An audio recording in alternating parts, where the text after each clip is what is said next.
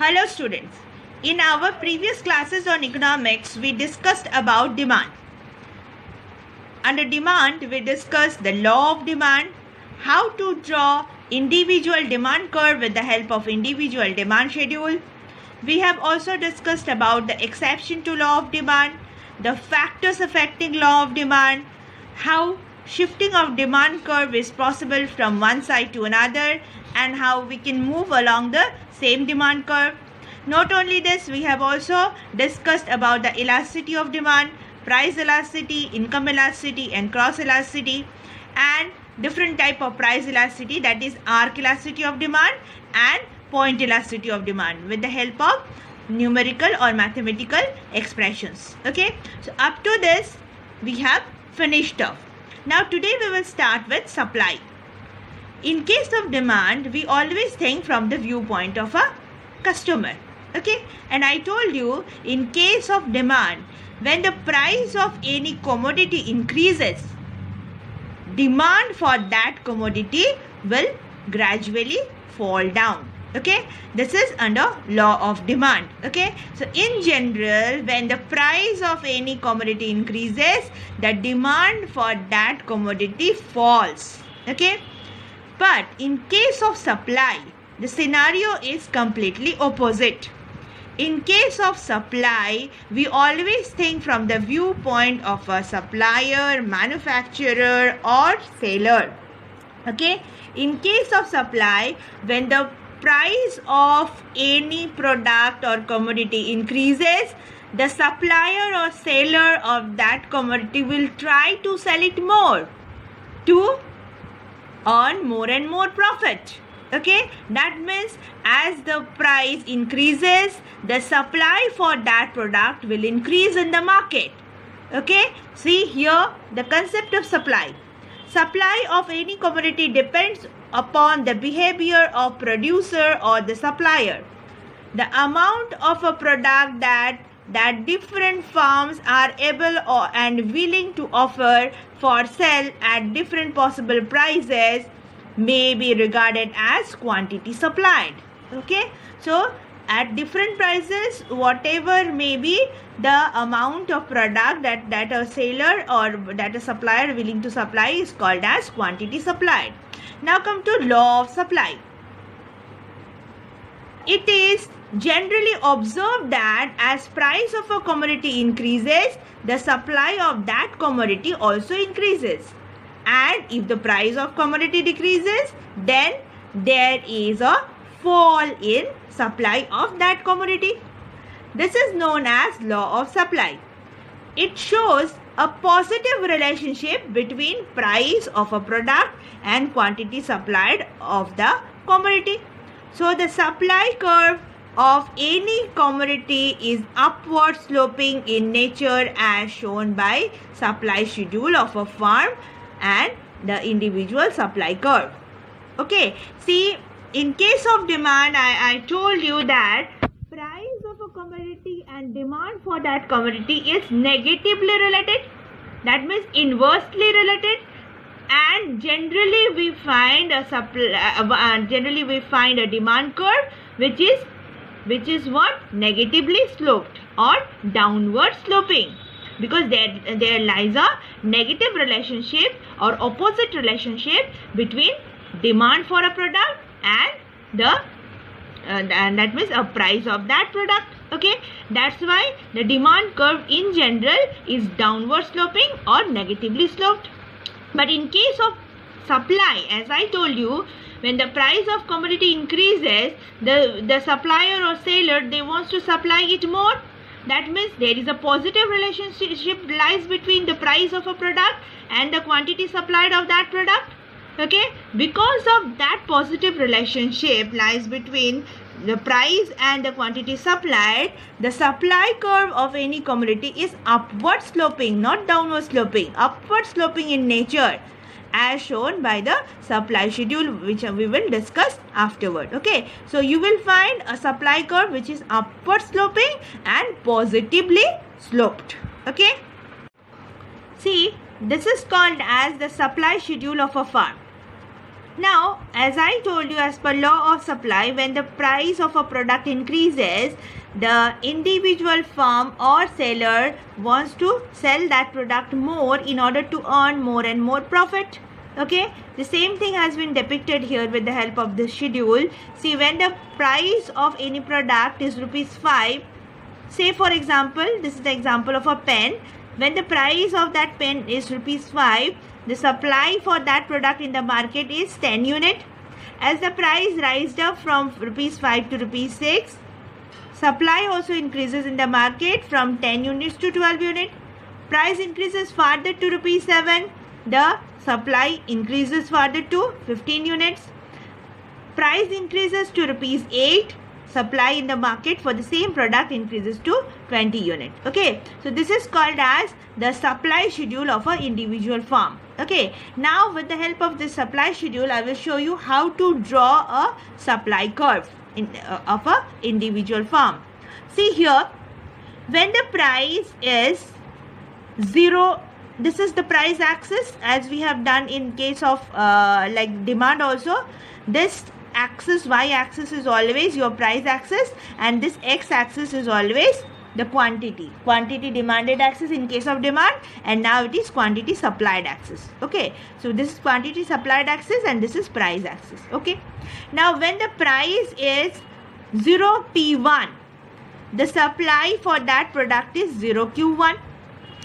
As the price increases from 0p1 to 0p2, supply, as I told you, as per the law, supply also increases for the same product from 0q1 to 0q2. As price increases further from 0p2 to 0p3, the quantity supplied also increases from 0q2 to 0q3. Okay, now here in this tree combination, we can have 3 intersecting points. Okay, say A, B and C.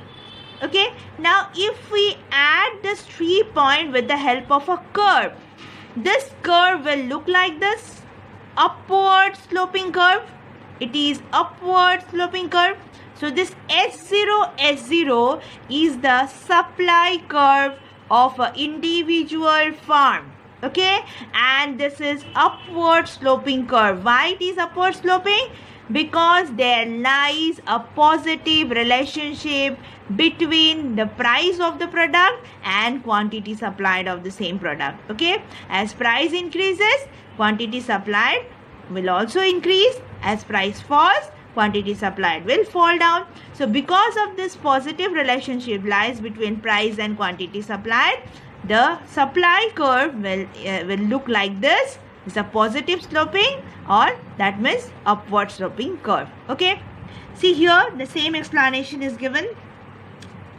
Thus, as the price of the product become higher, the individual firm wants to supply more of that product. Okay, so here we can have this combination, and as we have plotted the same in graph, we can have a curve S0, which is called as the supply curve of an individual firm. Okay, now next is what? Factors determining the supply of a commodity. Okay, see here, the major determinants of quantity supplied in a particular market are as follows. Okay, first one is what? Price of the product. Okay, this is the direct relationship part. Okay, the supply firstly depends on the price of the same product. Okay, so this is price of the product, which we are notifying with PX. Next, the prices of factors of production, which we are notifying with PT. Factor of production means in order to produce that particular product, what are the factors we need? That means we need raw materials, we need labors, we need overheads. Okay, so these are all coming under the factors of production. Okay, so this price of factors of production also a very important thing for which can affect the supply of a product. Okay, next is state of technology. State of technology we are notifying with small t.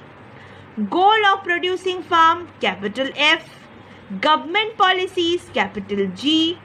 Number of producers in the market, capital N. So these are the factors which can affect the supply of a commodity in the market. So we can say price is not only the matter of concern. Price of the product is not the single matter of concern. Apart from price of that product, there are some other factors too which can also affect the supply of that product in the market. So the supply function can be written like this. QSX is the function of PX, PT, T, F, G and N. And what is the meaning of the notification that I have already explained to you? Okay, now we will discuss a very important thing, that is movement along the same supply curve and shifting of supply curve. The same thing we have also discussed in case of demand. Okay, now when all other factors are constant, price is the only changing factor. Price is the only changing factor. See, I have already discussed in law of supply that when price increases, quantity supply will also rise up, and when price falls down, quantity supply also falls down. Okay, so when price is the only changing factor, all other factors are constant. See, we are moving from one point to another point in the same supply curve. Okay, see, earlier the price was 0P0. When the price was 0P0, quantity supplied was 0Q0. As the price rised up from 0P0 to P1, the quantity supplied increases from 0Q0 to 0Q1. That means we are shifting from point A to point B in the same supply curve. Okay, see here, change in supply of the product. When there is any change in the price of any product, we are moving from one point to another point in the same supply curve as shown in figure 25A here. Okay, now the next is when price is constant and all these factors are changing. First, let us start with PT. PT is what? PT means price of factors of production or input. Okay, see here, change in price of input or factor of production. Okay, say I am giving the example of a pen. Say the price, as I said, price is fixed. Say the selling price of a pen is ₹10, and factors of production means material cost. Say in order to produce that pen we need material. Say the material cost is rupee 1. We need also labor. Say labor cost is also rupee 1, and overheads. Okay, we need machineries, and to run machinery we need electricity, we need fuel, depreciation is also there. So these are all coming under overhead. Say the overhead cost for one pen is again rupee 1. That means cost of manufacturing that pen, a single unit of pen, is 1 plus 1 plus 1 means rupees 3. Okay, and the selling price as it is fixed at ₹10, that means the firm is earning a profit of ₹7 per pen. Okay, now what happened? Say the price of input has changed. Say the material cost has risen up from rupee 1 to rupees 3. Labor cost has risen up from rupee 1 to rupees 2, and this overhead cost also risen up from rupee 1 to rupees 2. That means now the cost of production for one pen is how much? Rupees 3 plus rupees 2 plus rupees 2 means total of 7, and selling price is fixed as rupees 10. That means profit per pen has fallen down a lot. Earlier it was rupees 7 per unit, now it is rupees 3 per unit. So what the seller or what the producer will try to do now? The producer or the seller will try to sell it less, as their profit earning is less for manufacturing that pen. As the cost of production has risen up, they will try to produce it less and sell it less. Okay, so this is called a see what a farm uses different input like material, labor, machinery, etc. Now other thing remaining same, including the price of the product. The higher is the price of any input used to make a product, the less will be the profit from making that product. Hence, if there is a rise in PT, the farm will willing to produce and sell relatively less amount of X at a given price. Hence, there would be a leftward shifting in the supply curve from S0 S0 to S1 S1 as shown in figure 25b. See here, S0 S0 from S0 S0 to S1 S1. That means there is a leftward shifting. Okay, earlier quantity supplied was 0 Q0. Now it has fallen down to 0 Q1. Okay. Next is similarly, if there is a fall in PT, there will be rightward shifting of supply curve. Okay, from S0 S0 to S2 S2. See here, if there is any fall in PT means if the material cost say reduced from rupee 1 as earlier, it has reduced from rupee 1 to, that means 50 paisa, and say keeping the labor cost and overhead cost same. So now how much is the cost for manufacturing that pen? Now the cost for manufacturing that pen is 2 rupee and 50 paisa, and the profit out of that pen is now 7 rupee and 50 paisa. Okay, that means as profit rise up, that means the producer will try to manufacture it more and sell it more. Okay, that means there is a rightward shifting of the supply curve. Okay, from S0 S0 to S2 S2, and quantity supplied will rise up from 0 Q0 to 0 Q2. Okay, so this is called as change in the price of input or factor of production. Next comes change in technology. See, at any time what is produced and how it is produced depend on technology in use. Now if there is an improvement in production technology which leads to a fall in average cost of production, then the firm can earn more profit. Obviously, if there is any improvement in technology, the cost of production will be lower, and if cost of production is lower, profit earning will be more. Okay, then the firm will try to produce it more and sell it more. Okay, see here, so at a given price these firms may be willing to produce and sell more than before with such an improvement in technology. Hence at each price supply will be more than before. Okay, so there will be rightward shift in the supply curve as it is shown in the figure C. Then if there is any improvement in technology, the supply curve will shift from S0 S0 to S2 S2, and the quantity supplied will be from 0 Q0 to 0 Q2. If there is any degradation in technology, then what will happen? Then there will be a leftward shift and the quantity supplied will be 0 Q1. Okay, see here. See, similarly, a degradation in production technology causes a leftward shift in the supply curve. Okay, done. Next is a change in goal of farm. Okay, see here, in economic theory the primary goal of a farm is to maximize its profit. Okay, see, most of the farms are having a goal of maximizing profit. Okay, for example, some farm may want to avoid risk.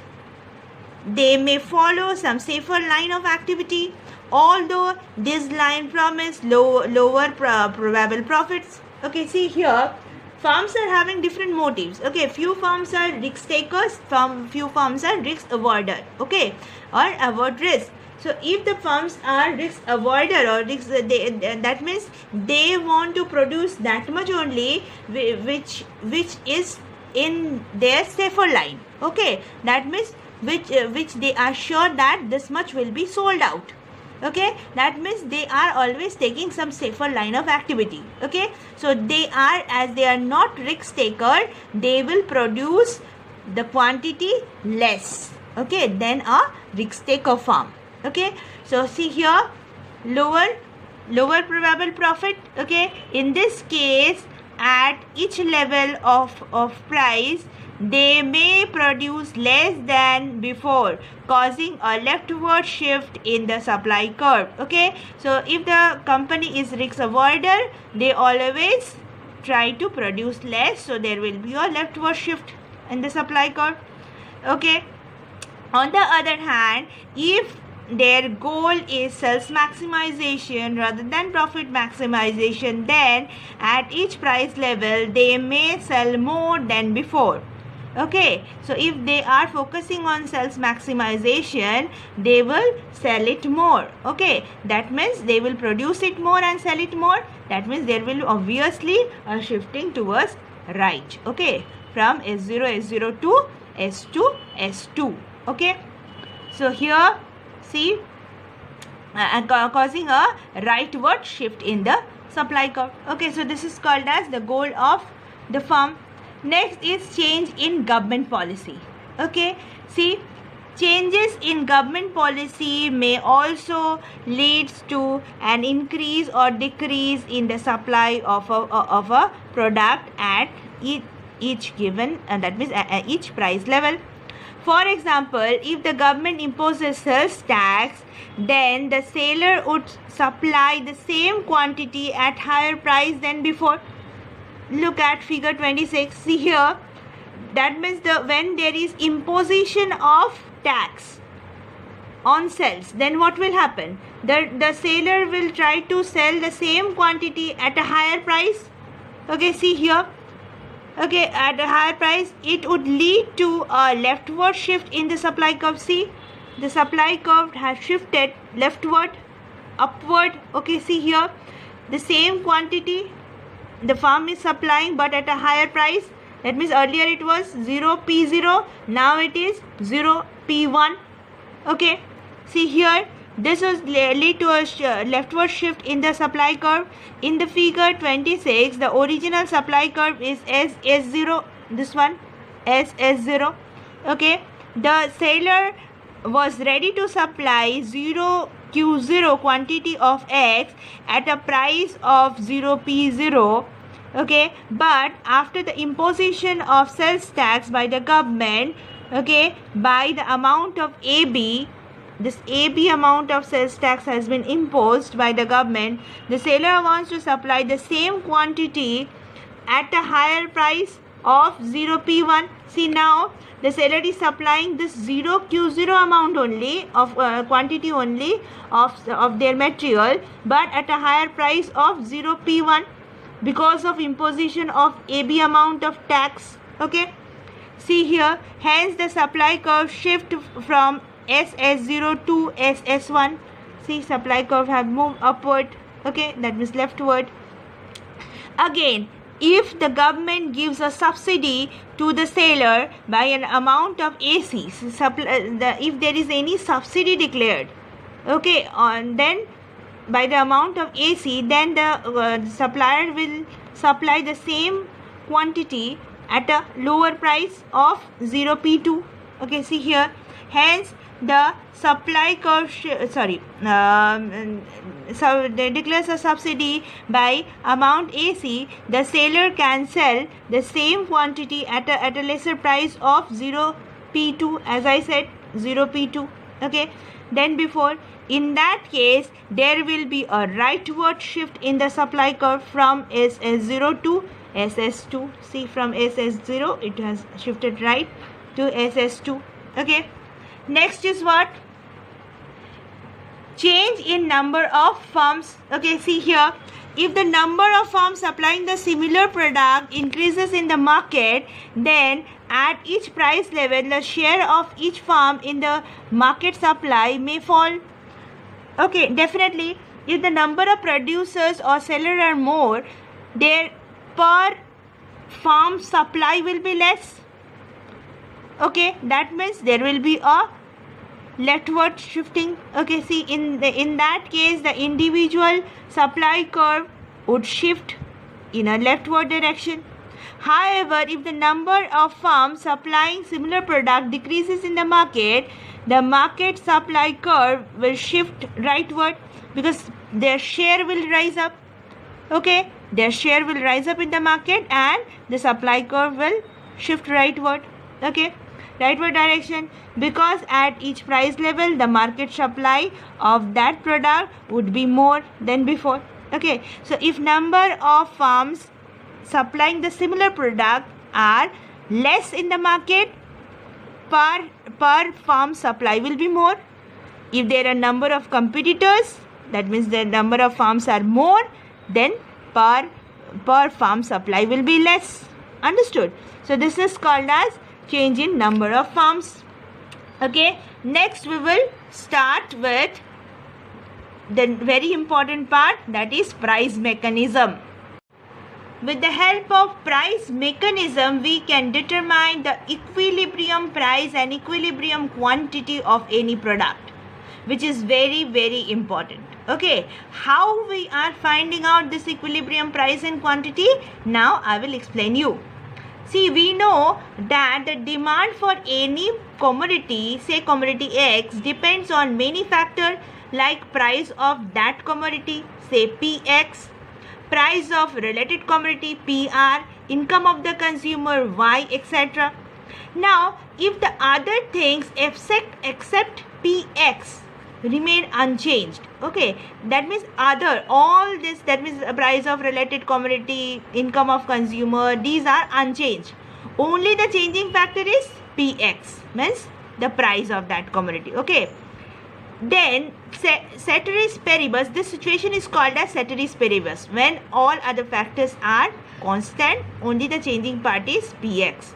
This is called as ceteris paribus. Okay, so ceteris paribus demand function can be expressed as dx is equal to function of Px. Okay, dx is the function of Px only, as all other factors are constant. The law of demand indicates that there remains an inverse relationship between Px and x, obviously. Okay, if Px means price of commodity X rises, then the demand for X would fall and vice versa. Hence, the demand curve in normal case will be downward sloping. We know it very well. Demand is in general case downward sloping like this. Okay. On the other hand, market supply of any commodity, say X, per time period by the supplier depends on such factors like its own price Px, price of different factors of production Pt, production technology T, etc. Here also, if we assume that all other factors except Px remain constant, means except Px all other factors are constant, then we get ceteris paribus supply function like Sx is the function of Px, obviously. Okay, the ceteris paribus function will be like this. Okay, according to the law of supply, there remains a positive correlation between Px and the supply of X supplied by the supplier, obviously. Means if price increases, X supply will be more, supply of X will be more. If price decreases, supply of X will be less. Okay, so hence the market supply curve become upward sloping. Okay, see here, earlier the market demand was downward sloping, now it is upward sloping. Okay, demand was downward sloping and the supply will be upward sloping as there is a positive relationship rise. Okay, next, see here, equilibrium price denotes that price at which market demand for that commodity, say dx, equates its market supply, say Sx. Okay, so equilibrium point or equilibrium price means where your dx is equal to your Sx. Okay, means your market demands equates your market supply. Thus, at equilibrium price, dx is equal to Sx, as I am showing it in figure, next figure. Since there remains no unsold stock at this price, it is called as market clearing price as well. Okay, this is also called as market clearing price. Look here now. See here. This is called as how we are defining this equilibrium price and equilibrium quantity. Okay, see here. This D1 is your demand curve. As we know, it's a downward sloping curve. So D1 is the normal demand curve, and S dash is the normal supply curve, as it is upward sloping. Okay. Now, if you look at this price 0P1, at this price 0P1, the market demand is how much? This is demand curve. So market demand will be P1D, P1N, this is end point. So P1N, and market supply is how much? P1T. This is your supply curve. So market supply is P1T. That means there is excess of supply in the market of NT amount. Okay, see, the same thing is written here. In figure 1, the aggregate demand curve DD1 is downward sloping, but the aggregate supply curve S dash is upward sloping. This means that when the price falls, the customer demand a great quantity of product, but the producer supplies smaller quantity. The figure 1 shows that neither P0P1, that means neither 0P1 and neither 0P2 can be the equilibrium price.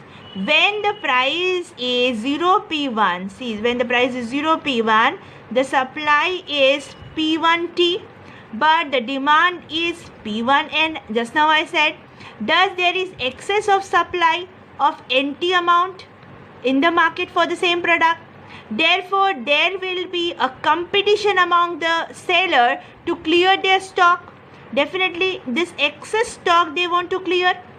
Okay, and in order to clear their stock, they can offer this product at a lesser price. See, they would offer lower price for their product. They would offer a lower price for their product to clear their stock.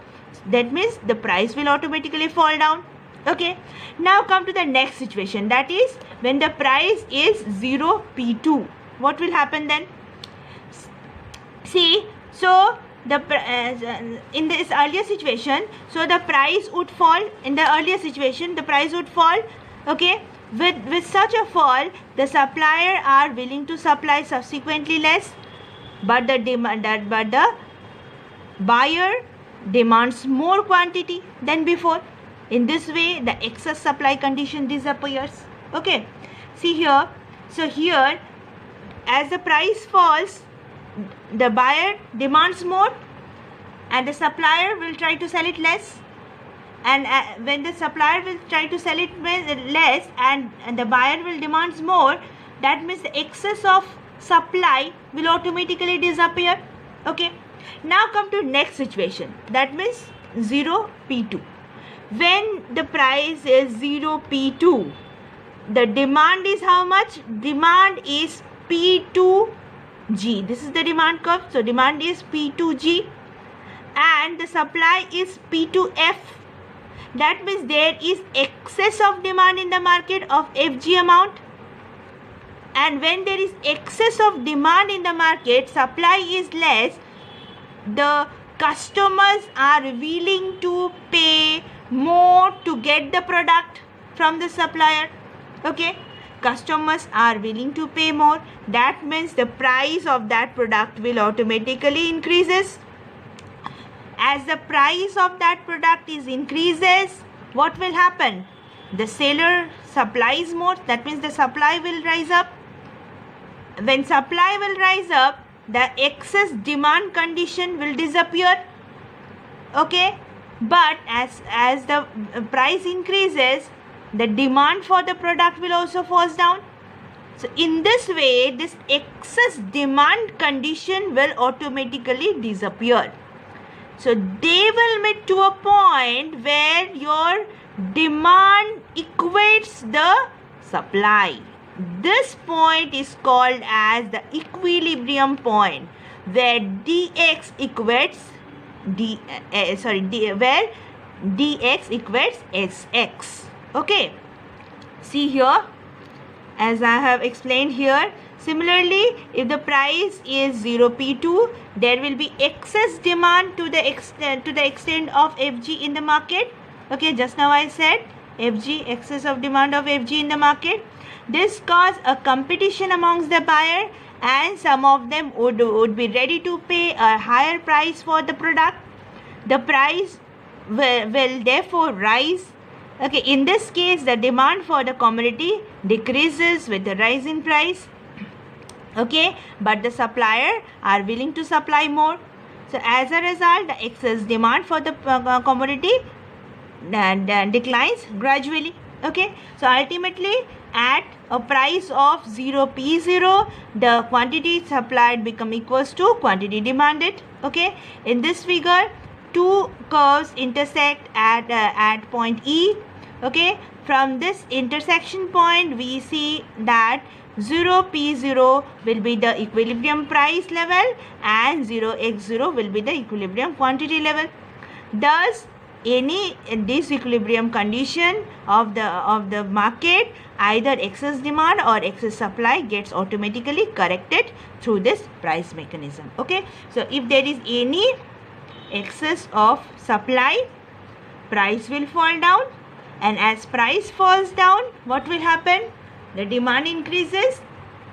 The demand increases and supply falls. Okay, so this excess supply condition will automatically correct it. And if there is any fall in price and there is an excess of demand condition. Okay, when this is the price, there is excess of demand condition, and when there is excess of demand, what will happen? The price will rise up. As price rise up, the demand for the product will fall down. Okay, so this excess of demand condition will automatically gets corrected. So they will meet to a point. So here this P0 is the equilibrium price, and this the X0 is the equilibrium quantity. Okay, so this is called as the price mechanism. Okay, it's a very important part. Now we will see some problems. First one is, what does price elasticity of demand in general? Explain it with mathematical expression. See, this I have discussed with you earlier. Still, as it is given in your year's question, I am discussing it once more. The price elasticity of demand is a measure of percentage change in demand for 1% change in price. Okay, so price elasticity of demand, EP, or own price elasticity of demand, can be expressed as EP is equal to minus this minus sign. I told you why we are using this minus sign, because in case of demand there lies a negative relationship between quantity demanded and price. So in order to, so this EP means elasticity will always be negative because of this negative relationship.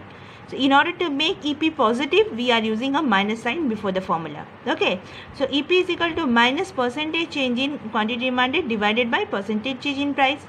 So I am breaking it, percentage, any kind of change we are defining it with the help of delta. So here we this is what percentage change means, delta Q by Q into 100, and percentage change in price is delta P by P into 100. 100 will be cancelled out.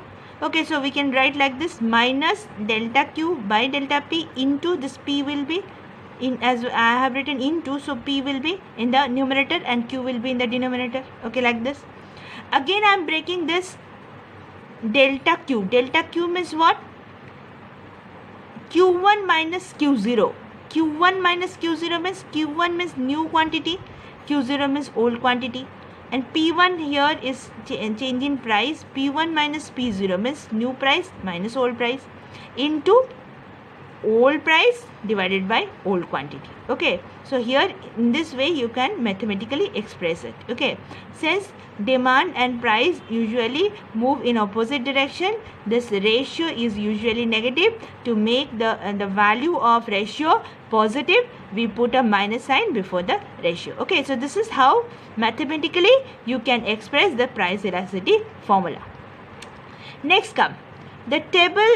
The table below gives the estimate of price elasticity of demand EP for some selected commodities. See here, some selected commodities are given and their price elasticity are given. For meat, price elasticity is 1, potato is 0.31, sugar 0.42, then electricity 1.02, restaurant meal 2.27.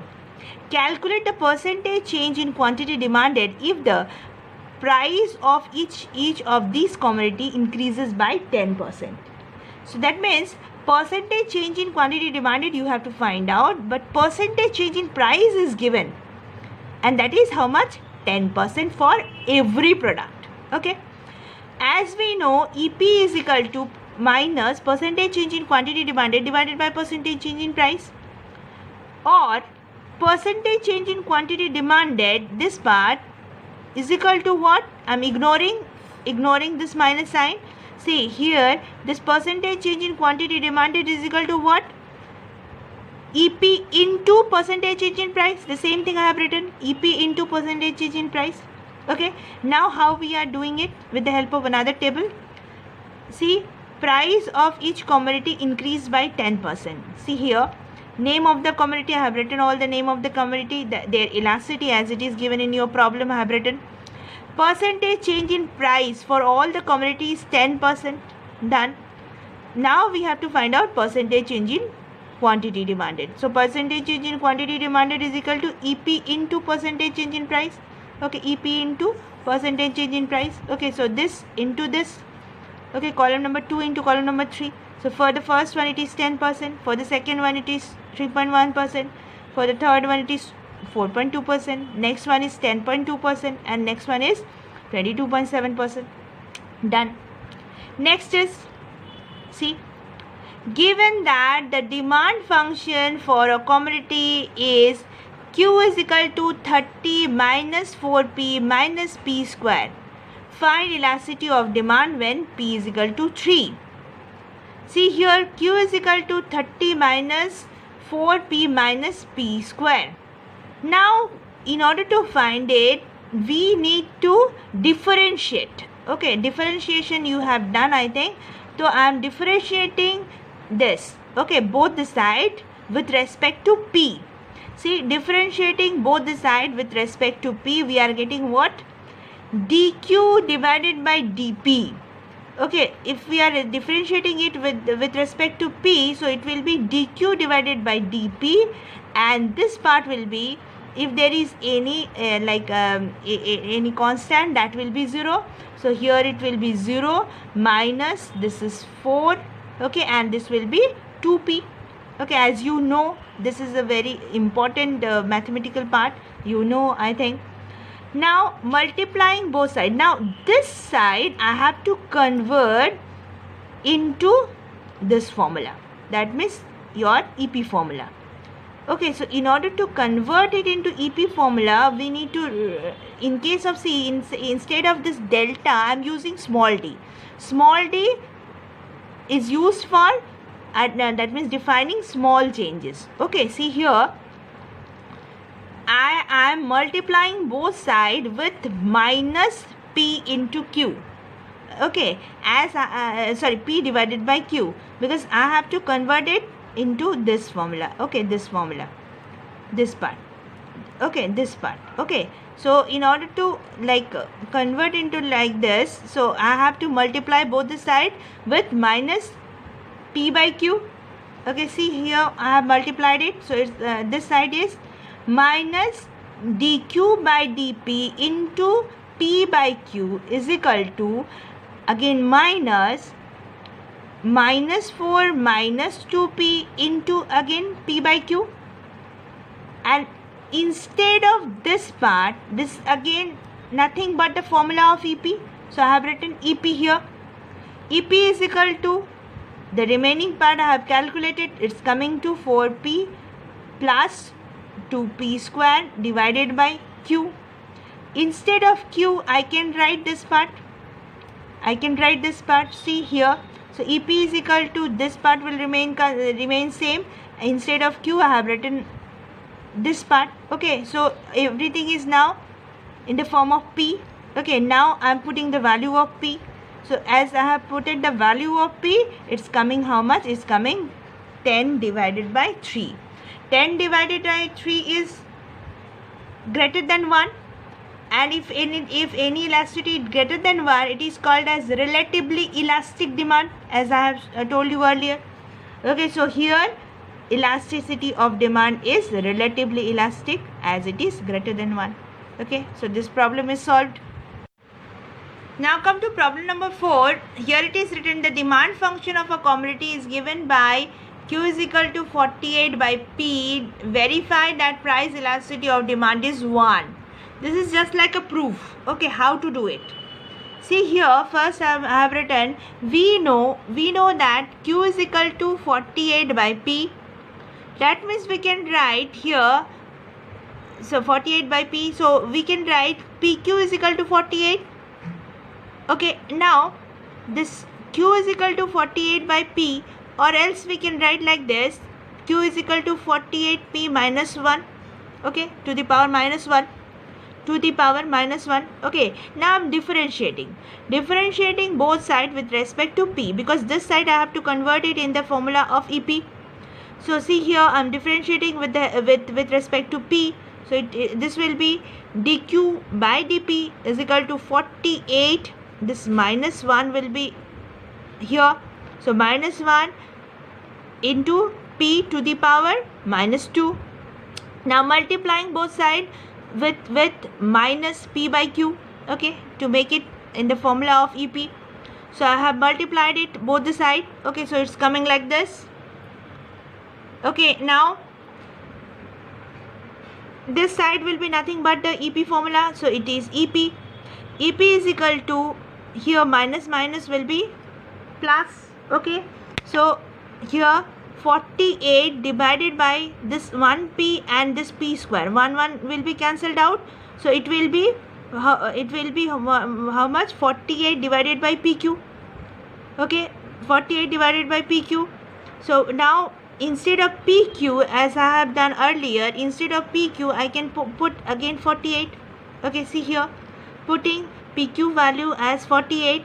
So here EP is equal to 48 by 48, 1 proved. Okay, so here this you can try of your own. Okay, this is a very simple problem.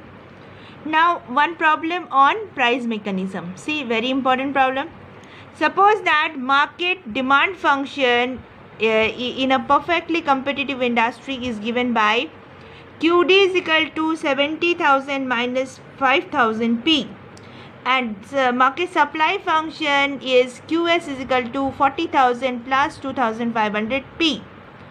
With P given in rupees, find the market equilibrium price and quantity. This is the A part. Let us see the solution of A part. See, given dQ is equal to 70,000 minus 5,000 P and ds is equal to 40,000 plus 2,500 P. And we know in equilibrium QD is equal to QS. Okay. Now this two will be equating. Okay, so we can find out the value of P as rupees 4. This is the equilibrium price. Now putting the value of P in any of the function, okay, we can have that means QD figure means the equilibrium quantity. Okay, so this will be equilibrium quantity. Now come to the next.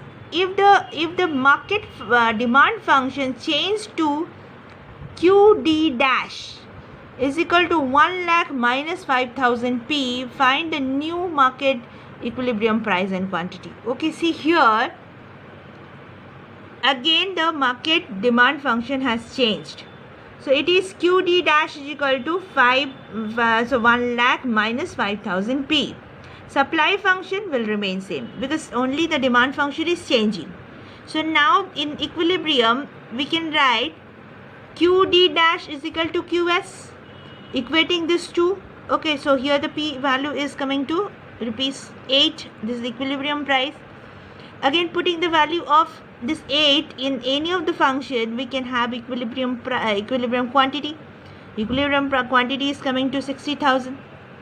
Okay, so this is equilibrium quantity and equilibrium price. So this is how we can find out this equilibrium price and quantity with the help of the formula. Okay, so all the important part on demand and supply we have finished off. Okay, so you need to practice at home on this. Thank you so much.